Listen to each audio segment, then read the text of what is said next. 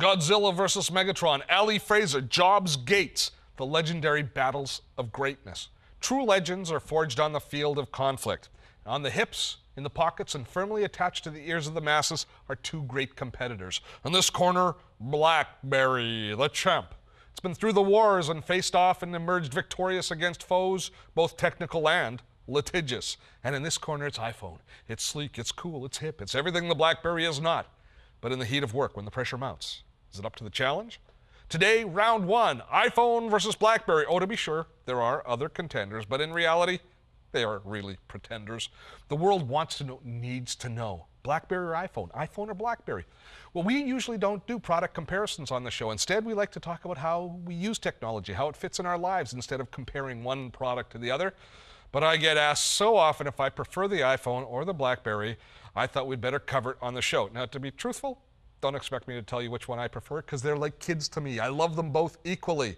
But one does have skills the other lacks, and each one fits in different aspects of our lives.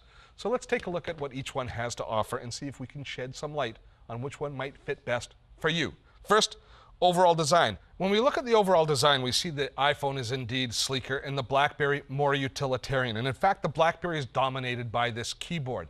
That's because the Blackberry is really designed for an email-centric life. And that keyboard is a really big part of that world. It's a full QWERTY keyboard, and when you press on each of the Blackberry keys, you get a nice positive response telling you that you're typing properly. And I find I'm a much faster typer on the Blackberry. Now, we navigate our way through the different Blackberry screens using this little ball here called the Pearl. It's a navigation tool and allows us to scroll through all of the different applications.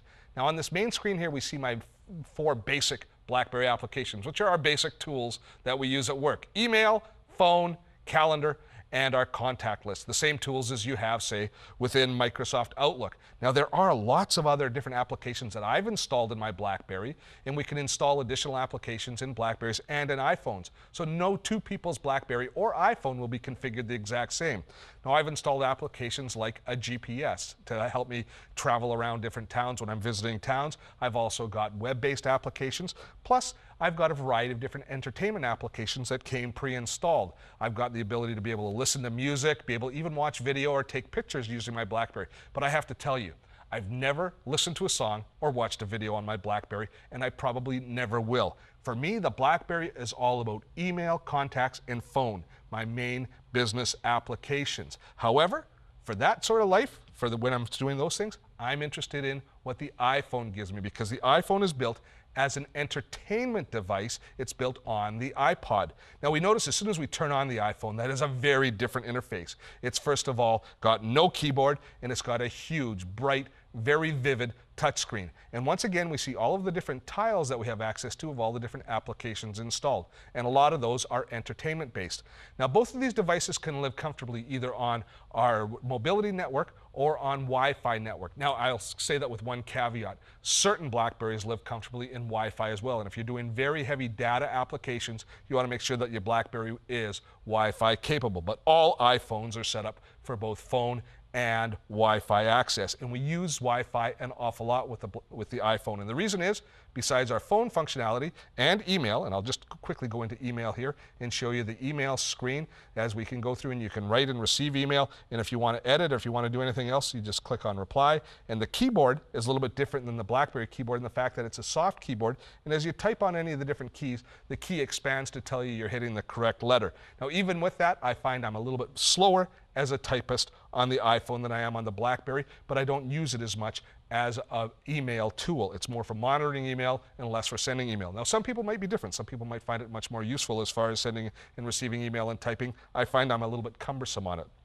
But where the iPhone really starts to show its strength is when we look at the other two core applications here. The first is web browser. I've got my web browser launched here, and you notice if I turn the iPhone sideways, that the screen automatically reorients. And here's the biggest difference with the Blackberry.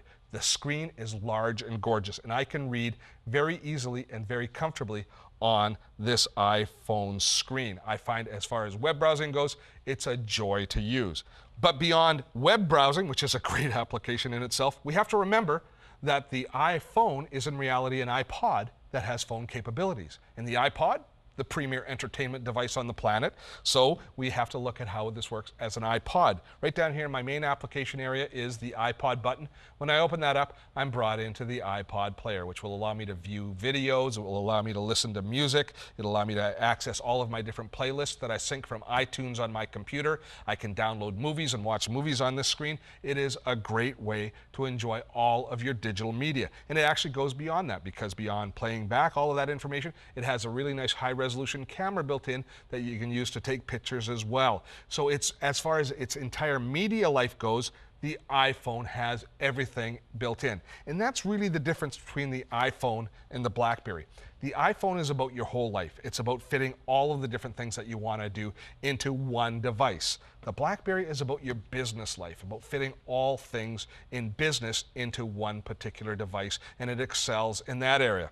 So overall, what's the difference? Well, I have to tell you, the iPhone is the winner as far as innovation, as far as personal satisfaction with a piece of technology. It is unquestionably the winner. It's sleek, it's elegant, people fall in love with it instantly.